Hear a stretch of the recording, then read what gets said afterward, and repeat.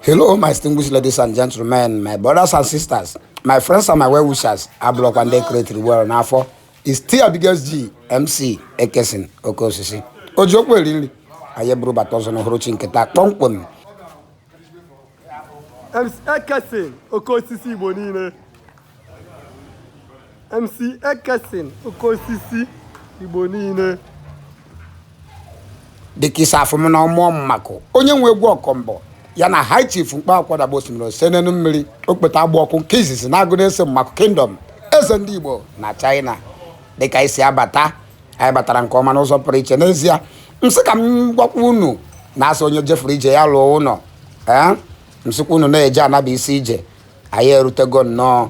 mgbe atọọchị ebe niile fụkwa na ebe niile dị oke ịghọtago ebe anyị nọ kịta bụ be eze ndị Igbo high chief mkpa akwụkwọ dagba osimiri osenenu mmiri ma ọkpọrọ nkụ ma ọdụ oyo oyo ine ya anyefụ na ya na ọmụọ mmako o nwere ka ha si akpata obere nkata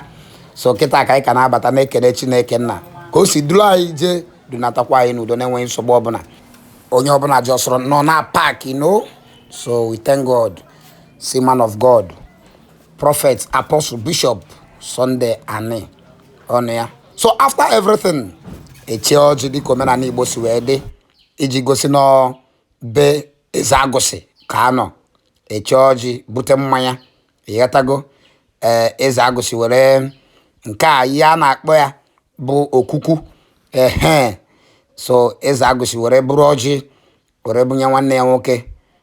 ya nwoke wee metụkwa ya aka wee gọkwa ọfọ banyere n'ime ọjị ahụ mmụọ na mmadụ agụ nwa n'elu anyị na-atagwụnụ ngwa anyị mere na-ata unu dị okoko nso edu ekene m ekekere ka a na-eke ya ndị a n'ime eze na-ekpesara ọgwụ ọmama amasị dike na dị mkpa n'agha ụlọ akwụkwọ unu bụ ndị ụkata obi ekene na-eke kene oyi okene ahụ kene nkwụ acha na izu na anụ onye nwe onye nke ya na-akara ya akara ezi Igbo na Nnewi, ezi Igbo na South Africa, ezi Igbo na China asị na-eji anaba isi ije eriri ma ngwugwu mara onye nkere ọtụ nwa ọkụkụ nweda nwa ọkụkụ nwa ọzọ asịkwa na egbebere ugobere nke si ibe ebe nakwa nkụkwa kwa ya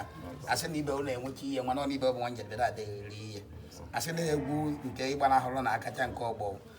ekene mmụọ mma m nwara ka asa kene nwe ikpe ọgbọ ya okwu aja na ụmụ ha ga-agụsi nwoke ha nụpụrụ mkpụjọ ka igbudo eze ọgbọ ibe isi oyibo ọjọọ oyibo akịrịka aja na ọjọọ ogeji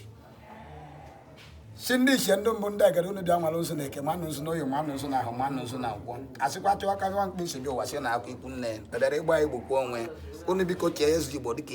ichekwuriche nchere ekwe achawa acha chekwe na anyị dịka ichekwuriche nchere ekwe achawa acha anọkwe m ya ndị eme n'ihu ka ọ nọ n'azụ ya ndị eme n'azụ ka anyị nọ n'ihu ihe nwere okwekwu wee mechacha na akwa ndị mmadụ nọ ka ụghọ ezi Igbo adịkwa nọ na mma olibu nke ya bịara kwe Chineke nna mekwe ya ka ya afọ ịdụ ka utu ngara igwu mmiri gbọọ nke ọkpụ n'ọnụ Chineke nna doo asịkwa m gụ eke ọrụ na iwotere mba eka eji akpata ego ndị iche nyewe ego ndị iche nye anyị ego ndị iche nye anyị ọmụmụ ndị iche nye anyị ọba ọ bịara ịgba anyị gbukwe nwa ya hụ eji ọgwụ chukwu obiko ụchafụrụ anyị ndị ọka nga na oku ndị ọnọ ndị wee họghọrọ nwa ọgbọ mmadụ nwa mmadụ na ekwe anwụ chukwu doo akpọkọ ndụ m na nwa sobi ụwa okonye nwa ọgbọ ka ọcha